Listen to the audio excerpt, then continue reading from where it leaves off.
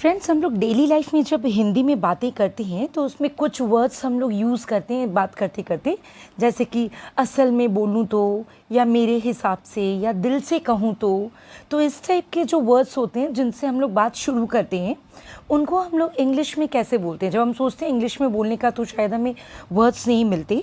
सो आज हम लोग यही सीखेंगे कि हाउ टू से दीज वर्ड्स इन इंग्लिश, कैसे हम लोग ये इंग्लिश में बात कर सकते हैं। तो चलिए ज़्यादा टाइम नहीं लूँगी, वीडियो को स्टार्ट करते हैं। देखिए, मेरा फर्स्ट वर्ड्स है, ग्रुप ऑफ वर्ड्स है मेरा, अगर सच कहूँ तो। अगर सच कहूँ तो इसको हम लोग इंग्लिश में बोलते हैं टू बी ऑनेस्ट। देखिए, हम लोग इसको सेंटेंसेस में कैसे यूज़ करेंगे। अगर सच कहूँ तो मैं उसे बिल्कुल पसंद नहीं करती। To be honest, I don't like him at all. To be honest, I don't like him at all. दूसरा मेरा फ्रेज़ है as far as I know. इसका मतलब होता है जहाँ तक मैं जानती हूँ। So let's use it in sentence. As far as I know she will not accept your proposal. जैसा कि मैं जानती हूँ वो तुम्हारा प्रस्ताव कभी भी स्वीकार नहीं करेगी। She will not accept your proposal as far as I know. तीसरा मेरा फ्रेज़ है फ्रैंकली स्पीकिंग। फ्रैंकली स्पीकिंग का मतलब होता है खुलकर बोलूँ तो। जब आप किसी से ओपनली बात करते हैं, कोई हेजिटेशन नहीं, कुछ छुपाना नहीं, तब हम लोग इसको यूज़ करते हैं frankly speaking. Let's use in sentence. Frankly speaking, I love him a lot. खुलकर बोलूँ तो मैं उससे बहुत प्यार करती हूँ। My next words are not everyone knows, means कोई नहीं जानता। See the sentence, not everyone knows that he has done love marriage. कोई नहीं जानता कि उसने love marriage किया है। ये बात कोई नहीं जानता। Then we are using this phrase, not everyone knows. Next is according to me. मेरे हिसाब से। According to me, you should go to meet your parents immediately. मेरे हिसाब से तुम्हें अभी तुरंत अपने पेरेंट्स से, अपने फादर मदर से जाकर मिलना चाहिए। ये अकॉर्डिंग टू मी, मेरे हिसाब से। जब आप किसी से कुछ ऐसा बोलना चाहते हैं जिससे आपको ये लगे कि शायद उससे बुरा लग सकता है, तो हम लोग बोलते हैं ना, मैं तुमसे रूखा नहीं बोलना चाहता लेकिन मैं ये बोल रहा हूँ। तो मैं तुमसे रूखा नहीं बोलना चाहता, लेकिन क्या तुम थोड़ा धीरे बात कर सकते हो। I don't mean to be rude but will you talk softly. क्या तुम थोड़ा धीरे बात कर सकते हो। ये सुन के अगले को बुरा ना लगे, इसलिए हम लोग यूज़ करते हैं I don't mean to be rude.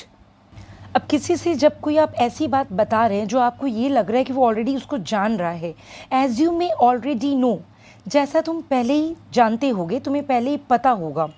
कैसे इसको यूज़ करेंगे। As you may already know I am going to Delhi tomorrow. तुम तो जानते ही होगे कि मैं कल दिल्ली जा रहा हूँ। तो जो बात अगला पहले से जानता है हम लोग यूज़ करते हैं as you may already know. हम लोग बोलते हैं ना, अगर इसकी बात करें तो, फिर आप अपनी राय देते हैं। अगर इसकी बात करें तो ये ऐसा है। तो अगर इसकी बात करें, इसको इंग्लिश में बोलते हैं speaking of. Well, speaking of, let's see this sentence. Well, speaking of the party I will not be able to join. अगर पार्टी की बात करूँ तो मैं ज्वाइन नहीं कर पाऊँगी, मीन्स मैं पार्टी में नहीं आ पाऊँगी। आप इसके बारे में बता रहे हैं। नेक्स्ट फ्रेजेस हम लोग बोलते हैं ना, बुरा मत मानना। तो बुरा मत मानना को इंग्लिश में बोलते हैं नो ऑफेंस। बुरा मत मानना, लेकिन तुम बहुत बदल गई हो। No offence but you changed a lot. तुम बहुत बदल गई हो, ये बोलना है आपको, और आप ये कहना भी चाहते हैं कि तुम बुरा मत मानना, लेकिन मैं एक बात बता रही हूँ तुम्हारे बारे में। No offence, you changed a lot. अब जब हम लोग किसी एल्डर को, जो हमसे बड़ा है, उसे कुछ कहना चाहते हैं, लेकिन कोई ऐसी बात अगले की मिस्टेक बता रहे हैं या कुछ बोल रहे हैं, पर वो हमसे बड़ा है, तो हम कैसे उसको रिस्पेक्ट से बोलते हैं ना, पूरे सम्मान के साथ। सो इसको इंग्लिश में बोलेंगे विथ ऑल ड्यू रिस्पेक्ट, पूरे सम्मान के साथ। Let's see this sentence. With all due respect I want to tell you that it was your fault. मैं पूरे सम्मान के साथ ये कहना चाहती हूँ कि ये आपकी गलती थी। अब वो हमसे बड़े हैं, इसलिए हम रिस्पेक्ट के साथ उनको इस टाइप से कह सकते हैं। दूसरा मेरा सेंटेंस है, जैसे तुम ऐसा भी नहीं कह सकते। जैसे हम लोग बोलते हैं ना, कोई किसी के बारे में कुछ बोल रहा होता है, आपको लगता है नहीं थोड़ा राइट है, वो थोड़ा गलत है, तो हम लोग बोलते हैं ना, तुम ऐसा भी नहीं कह सकते। सो इसको हम लोग इंग्लिश में बोलेंगे you can't really say that. See the sentence, तुम ऐसा भी नहीं कह सकते कि वो सुंदर है ही नहीं। You can't really say that she is not beautiful at all. Means वो बिल्कुल सुंदर है ही नहीं, तुम ऐसा नहीं कह सकते। थोड़ी बुरी है बट ठीक है, नॉट बैड। तब हम लोग बोलते हैं you can't really say that. अब जब हम लोग बोलते हैं ना, जैसे अगर मैं गलत नहीं हूँ तो इसको इंग्लिश में कैसे बोलेंगे? अगर मैं रॉन्ग नहीं हूँ तो इसको बोलेंगे if I am not mistaken.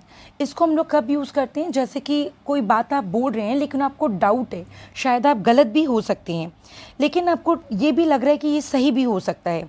सो हम लोग ऐसे स्टार्ट करते हैं, if I am not mistaken. So कैसे बोलेंगे इसको सेंटेंस में? Just you see, if I am not mistaken you are अंजलि's फ्रेंड ना। मतलब तुम अंजलि की दोस्त हो ना, अगर मैं मिस्टेक नहीं कर रहा हूँ, मुझे जहाँ तक याद है, ध्यान आ रहा है कि तुम अंजलि की फ्रेंड हो। So if I am not mistaken.